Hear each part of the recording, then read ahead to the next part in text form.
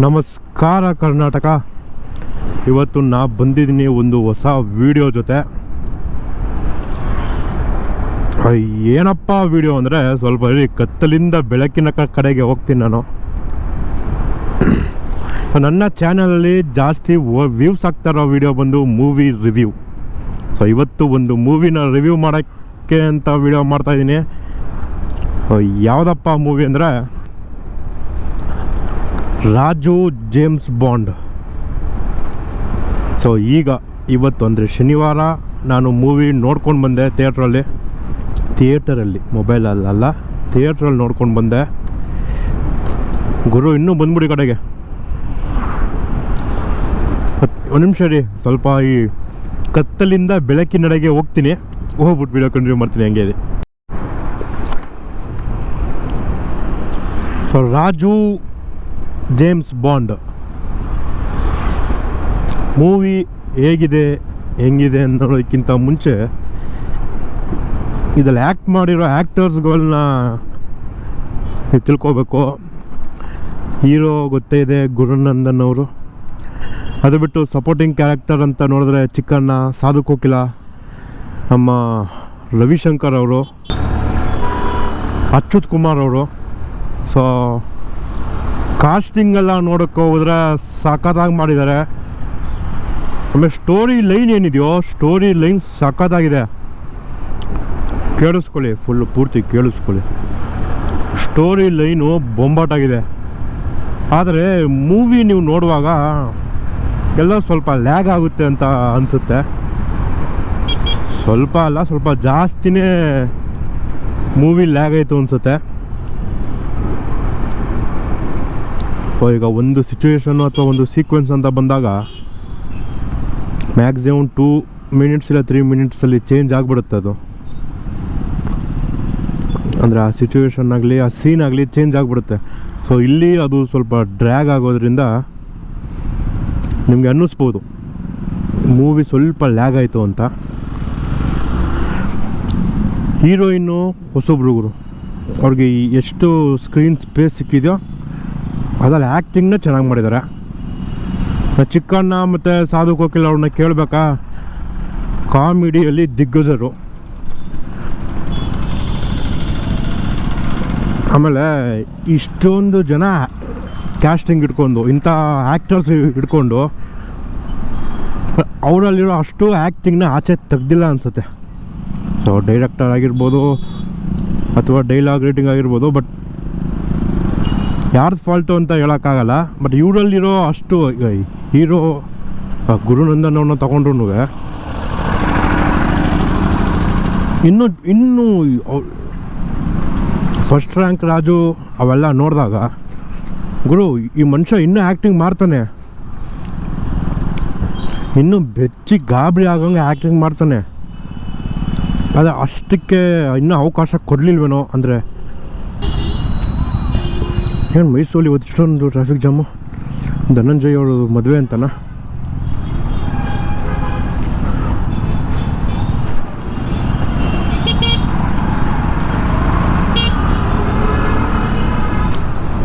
Movie ವಿಷಯಕ್ಕೆ ಬಂದರೆ ಅದೇ ಮೇಯ್ನು. ನನಗೆ ಬೋರ್ ಹೊಡೆದು ಸ್ವಲ್ಪ ಮೂವಿ ವಿಷಯಕ್ಕೆ ಬರೋದಾದರೆ ಸ್ಟೋರಿ ಲೈನ್ನ ಅವಾಗ ಹೇಳ್ದಂಗೆ ಸ್ಟೋರಿ ಲೈನು ಸ್ಟ್ರಾಂಗ್ ಆಗಿದೆ.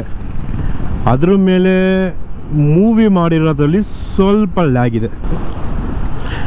ಅದು ಬಿಟ್ಟು ಚೆನ್ನಾಗಿದೆ ಅವರು. ಈ ಬ್ಯಾಂಕ್ ಅವರು ಸಾಲ ಕೊಟ್ಟು ಸಾಲ ಏನು ವಸೂಲಿ ಮಾಡ್ತಾರೋ, ಅದ್ರಲ್ಲಿ ಸಾಲ ಈಸ್ಕೊಂಡಿರೋದು ಮನೇನೋ ಆಸ್ತಿನೋ ಏನು ಜಪ್ತಿ ಮಾಡ್ತಾರೋ ಅದ್ರ ಮೇಲೆ ಅವ್ನಿಗೇನು ಫೀಲಿಂಗ್ಸ್ ಇರುತ್ತೋ ಅದನ್ನ ಹಿಡ್ಕೊಂಡು, ಆ ಸ್ಟೋರಿ ಲೈನ್ ಹಿಡ್ಕೊಂಡು ಮೂವಿ. ಸೊ ನಾನು ಹೇಳಿದೆ, ಸಾಲ ಈಸ್ಕೊಂಡು ಮನೇನೋ ಆಸ್ತಿನೋ ಏನೋ ಜಪ್ತಿ ಮಾಡಿ ಸಾಲ ಈಸ್ಕೊಂಡು ಕಟ್ಟದೇ ಇರೋ ಅನ್ನೋ ಪರಿಸ್ಥಿತಿ ಅಥವಾ ಮನಸ್ಥಿತಿ ಹೆಂಗಿರುತ್ತೆ ಅನ್ನೋದ್ರ ಮೇಲೆ ಮೂವಿ ಮಾಡಿದ್ದಾರೆ. ಸೊ ಆ ಸ್ಟೋರಿ ಹಿಡ್ಕೊಂಡು ಮಾಡಿದ್ದಾರೆ. ನೋಡಿದ್ರು ಏನು ಸ್ಟ್ರಾಂಗ್ ಆಗಿದೆ ಮೆಸೇಜು.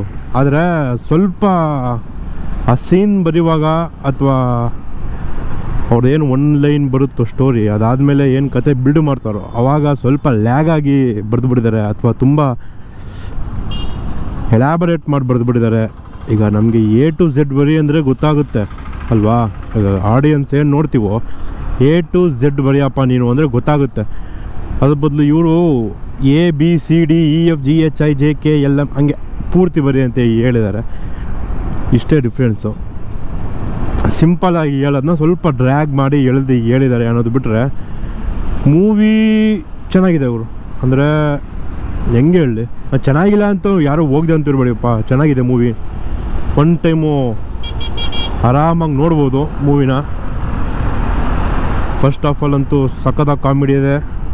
ಚಿಕ್ಕಣ್ಣ ಅವರಿದ್ದಾರೆ, ಸಾಧು ಕೋಕಿಲ ಅವರಿದ್ದಾರೆ, ವಿಲನ್ನಾಗಿ ನಮ್ಮ ರವಿಶಂಕರ್ ಅವರಿದ್ದಾರೆ,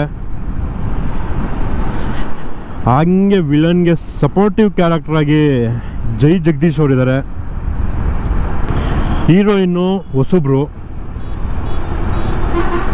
ಅವ್ರಿಗೆ ಎಷ್ಟು ಸ್ಕ್ರೀನ್ ಸ್ಪೇಸ್ ಸಿಕ್ಕಿದೆಯೋ ಅದ್ರಲ್ಲಿ ಚೆನ್ನಾಗಿ ಆ್ಯಕ್ಟಿಂಗ್ ಮಾಡ್ಕೊಂಡು ಹೋಗಿದ್ದಾರೆ. ಇನ್ನು ಚಿಕ್ಕಣ್ಣ ಅವ್ರನ್ನ ಕೇಳಬೇಕಾ, ಬಟ್ ಅವ್ರಿಗೆ ಚಿಕ್ಕಣ್ಣ ಅವ್ರನ್ನ ಕಾಸ್ಟ್ ಮಾಡಿದ್ದಾರೆ ಅಂದಮೇಲೆ ಇನ್ನೂ ಸ್ವಲ್ಪ ಸ್ಕ್ರೀನ್ ಸ್ಪೇಸ್ ಜಾಸ್ತಿ ಕೊಡ್ಬೋದಿತ್ತೇನೋ ನನ್ನ ಪ್ರಕಾರ.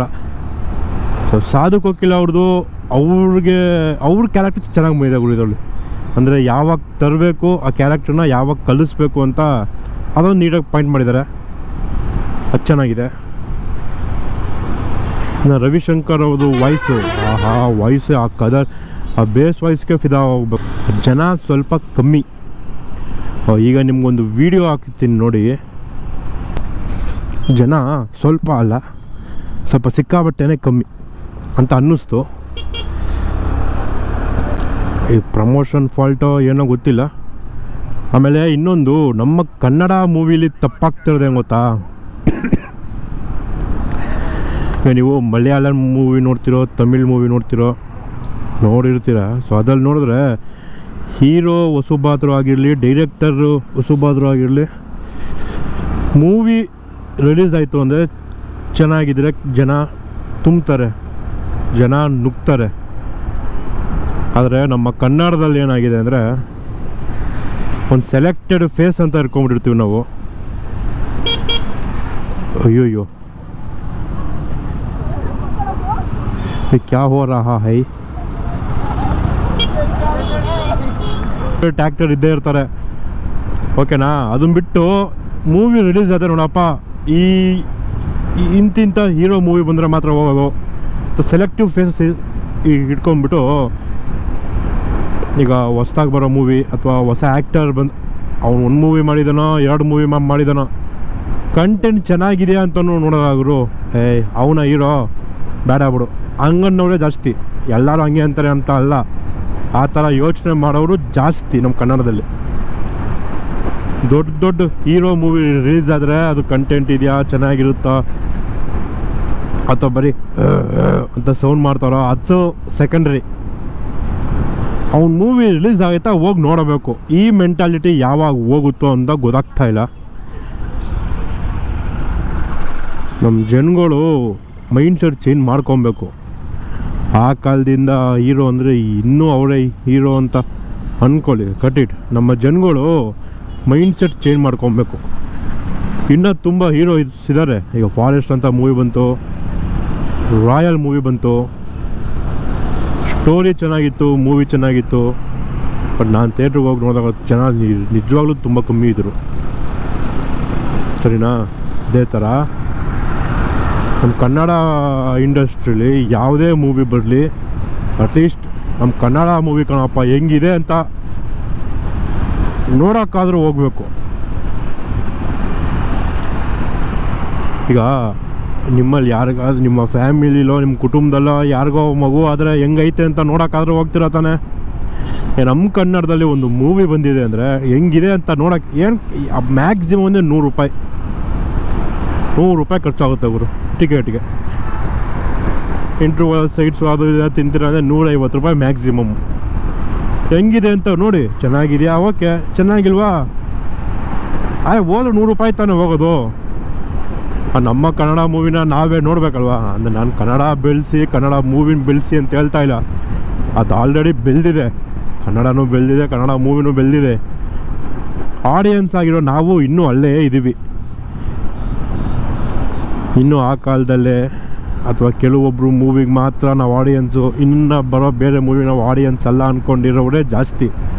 ಸೊ ಅದನ್ನೆಲ್ಲ ಪಕ್ಕಕ್ಕಿಟ್ಟು ನಮ್ಮ ಕನ್ನಡ ಮೂವಿ ಬಂದಿದೆ ಅಂತ ಖುಷಿಯಿಂದ ಹೋಗಿ ನೋಡಿ.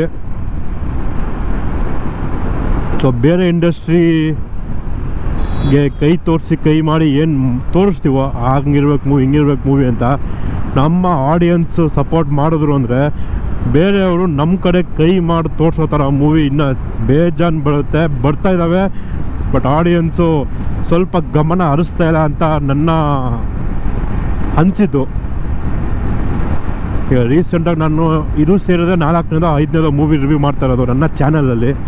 ನೀವು ಅದರಲ್ಲೆಲ್ಲ ಹೋಗಿ ನೋಡಿದ್ರೆ ನಾನು ಫಸ್ಟ್ ಡೇ ಇಲ್ಲ ಸೆಕೆಂಡ್ ಡೇನೇ ಮೂವಿಗೆ ಹೋಗಿರೋದು. ಗುರು ಫಸ್ಟ್ ಡೇ ಅಥವಾ ಸೆಕೆಂಡ್ ಡೇಗೆ ಮೂವಿಗೆ ಹೋದರೆ ಜನ ಹೆಂಗಿರಬೇಕು, ಹೌಸ್ಫುಲ್ಲು ಟಿಕೆಟ್ ಸಿಗಬಾರ್ದು ಹಂಗಿರಬೇಕಾಗಿರೋಂತಹ ಮೂವಿಗಳು